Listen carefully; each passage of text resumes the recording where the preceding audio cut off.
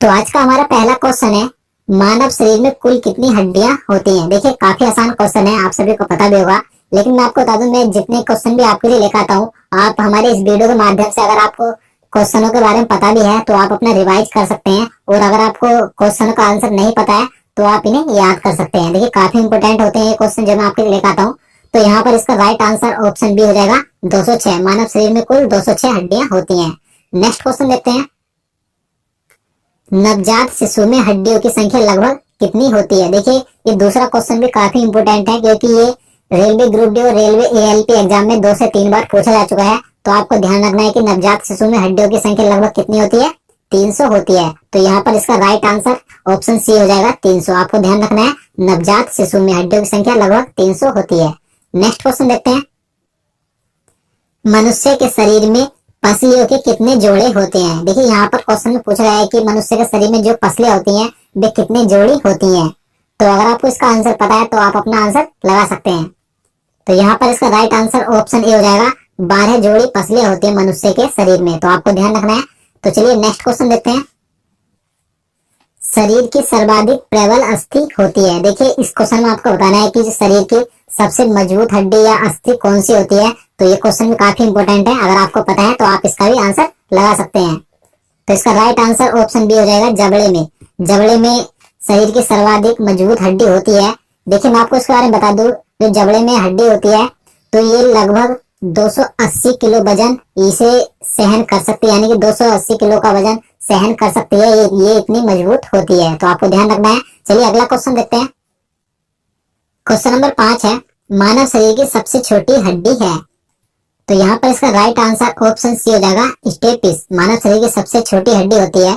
देखिए आपको मैं इसके बारे में और पॉइंट बता दूं, जहां से क्वेश्चन अधिकतर पूछे जाते हैं। आपको ध्यान रखना है कि मानव शरीर की सबसे छोटी हड्डी यानी कि स्टेपिस की लंबाई कितनी होती है, 11 इंच होती है। आपको ध्यान रखना है।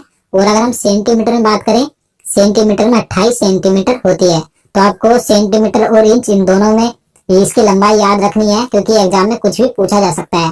और देखिए अगर हम इसकी बात करें कि ये हड्डी कहाँ पाई जाती है, तो आपको पता होगा ये हड्डी कान में पाई जाती है।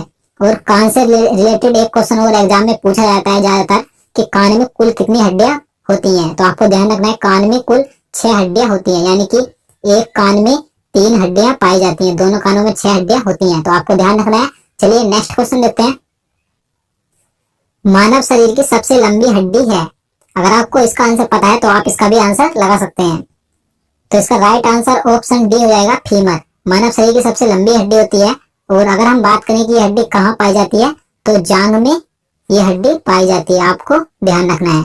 चलिए नेक्स्ट क्वेश्चन देखते हैं, ह्यूमरस अस्थि कहाँ पाई जाती है। आपको बताना है कि ये जो हड्डी होती है ह्यूमरस, ये मानव शरीर के किस अंग में पाई जाती है। तो यहाँ पर इसका राइट आंसर ऑप्शन सी हो जाएगा, ऊपरी भुजा। देखिए जो हाथ होता है, तो हाथ की जो ऊपरी भुजा होती है वहां पर ह्यूमरस अस्थि पाई जाती है। अगला क्वेश्चन देखते हैं, टीबिया नामक हड्डी किसमें पाई जाती है। तो इसका राइट आंसर ऑप्शन बी हो जाएगा, टांग। टांग में पाई जाती है टीबिया नामक हड्डी। आपको ध्यान रखना है। चलिए अगला क्वेश्चन देखते हैं, क्वेश्चन नंबर 9 है, दांतों तथा हड्डियों में पाए जाने वाला तत्व है। आपको 4 ऑप्शन दिए गए हैं, अगर आपको इसका आंसर पता है तो आप अपना आंसर लगा सकते हैं। तो इसका राइट आंसर ऑप्शन सी हो जाएगा, कैल्शियम व फास्फोरस दांतों तथा हड्डियों में पाया जाता है। ये वेरी इंपोर्टेंट है, ये क्वेश्चन कई बार एग्जाम में पूछा गया है, तो आपको ध्यान रखना है। चलिए नेक्स्ट क्वेश्चन देखते हैं, वृद्धावस्था में मनुष्य की हड्डियां क्यों कमजोर हो जाती हैं। यानी कि बुढ़ापा आने पर मानव शरीर की सभी हड्डियां कमजोर पड़ जाती हैं। तो इसका रीजन बताना है किस कारण से हो जाती हैं। तो इसका राइट आंसर ऑप्शन सी हो जाएगा, कैल्शियम की कमी के कारण बुढ़ापा आने पर मानव शरीर की हड्डियां कमजोर हो जाती हैं। तो आपको ध्यान रखना है। चलिए अगला क्वेश्चन देखते हैं, अस्थि में कौन सा लवण सर्वाधिक मात्रा में होता है। देखिए आपको बताना है कि अस्थि यानी कि हड्डी में कौन सा लवण पूछा गया है, यहाँ पर ना कि तत्व।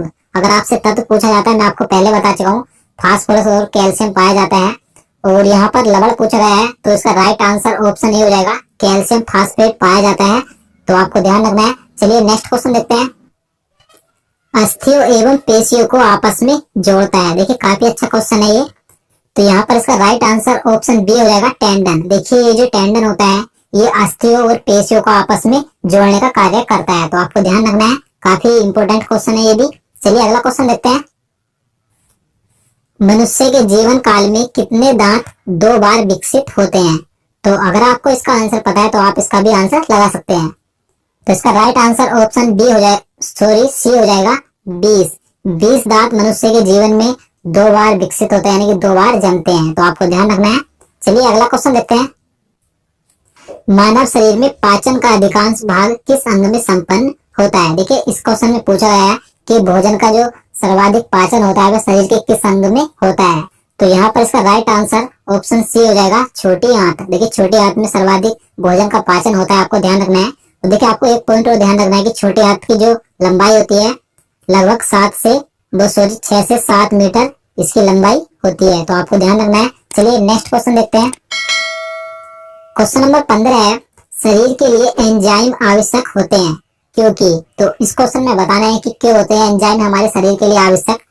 तो यहाँ पर इसका राइट आंसर ऑप्शन डी हो जाएगा, यह जीव रासायनिक क्रियाओं के उत्प्रेरक है, इसलिए ये हमारे शरीर के लिए आवश्यक होते हैं। चलिए नेक्स्ट क्वेश्चन देखते हैं। दूध प्रोटीन को पचाने वाला एंजाइम है। इस क्वेश्चन में पूछा है कि जो दूध में प्रोटीन होता है उसको पचाने वाला एंजाइम कौन सा है? तो यहाँ पर इसका सही आंसर ऑप्शन सी हो जाएगा, रेनिन। तो आपको ध्यान रखना है, ये भी काफी इंपॉर्टेंट है। चलिए नेक्स्ट क्वेश्चन देखते हैं। लार में कौन सा एंजाइम पाया जाता है? तो यहाँ पर इसका सही आंसर ऑप्शन बी हो जाएगा, टाइलिन नामक एंजाइम पाया जाता है जो हमारे मुख में लार होती है। तो आपको ध्यान रखना है। देखिए मैं आपको पिछले क्वेश्चन में एक पॉइंट बताना भूल गया, दूध में जो प्रोटीन पाया जाता है तो आपको ध्यान रखना है दूध में केसीन नामक प्रोटीन पाया जाता है। तो ये क्वेश्चन भी कई बार एग्जाम में पूछा जाता है कि दूध में कौन सा प्रोटीन पाया जाता है। तो आपको ध्यान रखना है, केसीन नामक प्रोटीन पाया जाता है दूध में। चलिए अगला क्वेश्चन देखते हैं। क्वेश्चन नंबर 18 है, लार किसके पाचन में सहायक होती है? तो ये स्टार्च के पाचन में सहायक होती है, तो इसलिए यहाँ पर इसका सही आंसर ऑप्शन बी हो जाएगा, स्टार्च। अगला क्वेश्चन देखते हैं। पित्त निम्न में से किसके द्वारा पैदा किया जाता है? देखिए ये क्वेश्चन कई बार एग्जाम में पूछा जाता है और आपसे आने वाले एग्जाम में कभी भी पूछा जा सकता है। तो यहाँ पर पूछा गया है कि पित्त किसके द्वारा पैदा किया जाता है या पित्त कहाँ से स्त्रावित होता है? तो इस प्रकार के 2 क्वेश्चन पूछे जाते हैं, स्त्रावित ही पूछ लिया जाता है। तो आपको ध्यान रखना है, कहाँ से स्त्रावित होता है? ये यकृत से स्त्रावित होता है, यानी कि यकृत से पैदा होता है। तो आपको ध्यान रखना है। तो अगला क्वेश्चन देखते हैं। पित्त जमा कहाँ होता है? देखिए इससे पहले क्वेश्चन में हमने बात की थी कि पित्त कहाँ से स्त्रावित या पैदा होता है। इस क्वेश्चन में पूछा गया है कि यह कहाँ जमा होता है या कहाँ इकट्ठा होता है? तो ये पित्ताशय में जमा होता है। तो यहाँ पर इसका सही आंसर ऑप्शन ए हो जाएगा, पित्ताशय में। तो आपको ध्यान रखना है। तो अगला क्वेश्चन देखते हैं। मानव हृदय में कितने कोष्ठक होते हैं? तो आपको बताना है कि मानव हृदय में कितने कोष्ठक यानी कि चैम्बर होते हैं। तो 4 चैम्बर होते हैं। तो यहाँ पर इसका सही आंसर ऑप्शन सी हो जाएगा, 4। अगला क्वेश्चन देखते हैं। क्वेश्चन नंबर 22 है, रुधिर दबाव यानी कि ब्लड प्रेशर मापक यंत्र कौन सा है? देखिए आपने देखा होगा कि किसी व्यक्ति का ब्लड प्रेशर हाई हो जाता है या लो हो जाता है। तो इस क्वेश्चन में वही पूछा गया है कि उसमें किस यंत्र का उपयोग किया जाता है। तो इसका आंसर ऑप्शन सी हो जाएगा, स्फिग्मोमैनोमीटर का उपयोग किया जाता है ब्लड प्रेशर मापने के लिए। तो आपको ध्यान रखना है। चलिए नेक्स्ट क्वेश्चन देखते हैं। दौड़ लगाते समय मनुष्य का रक्तचाप, इस क्वेश्चन में बताना है कि दौड़ लगाते या दौड़ते समय मनुष्य के रक्तचाप में क्या परिवर्तन होता है? तो रक्तचाप हमेशा बढ़ जाता है दौड़ते समय। तो इसलिए यहाँ पर इसका सही आंसर ऑप्शन ए हो जाएगा, बढ़ जाता है। नेक्स्ट क्वेश्चन है, मानव शरीर का रक्त बैंक यानी कि ब्लड बैंक किसे कहा जाता है? तो यहाँ पर इसका सही आंसर ऑप्शन ए हो जाएगा, प्लीहा, यानी तिल्ली भी बोला जाता है। आपको ये दोनों नाम ध्यान रखने हैं। आपसे एग्जाम में प्लीहा ना देकर आपको तिल्ली भी दे सकता है। तो इसलिए आपको दोनों नाम याद रखने हैं, प्लीहा या तिल्ली को मानव शरीर का रक्त बैंक या ब्लड बैंक कहा जाता है। नेक्स्ट क्वेश्चन देखते हैं। रक्त का लाल रंग निम्न में से किसके कारण होता है? आपको बताना है कि रक्त यानी कि ब्लड का लाल रंग किसके कारण होता है? तो इसका सही आंसर ऑप्शन बी हो जाएगा, हीमोग्लोबिन के कारण हमारे शरीर में रक्त का लाल रंग होता है। तो चलिए दोस्तों आज के लिए इतना ही। उम्मीद करता हूँ आपको वीडियो पसंद आया होगा। अगर आपको वीडियो पसंद आया हो तो वीडियो को लाइक कर देना और चैनल को भी सब्सक्राइब कर लेना, साथ ही वीडियो को ज्यादा से ज्यादा शेयर भी करना। तो चलिए मिलते हैं नेक्स्ट वीडियो में, तब तक के लिए नमस्कार।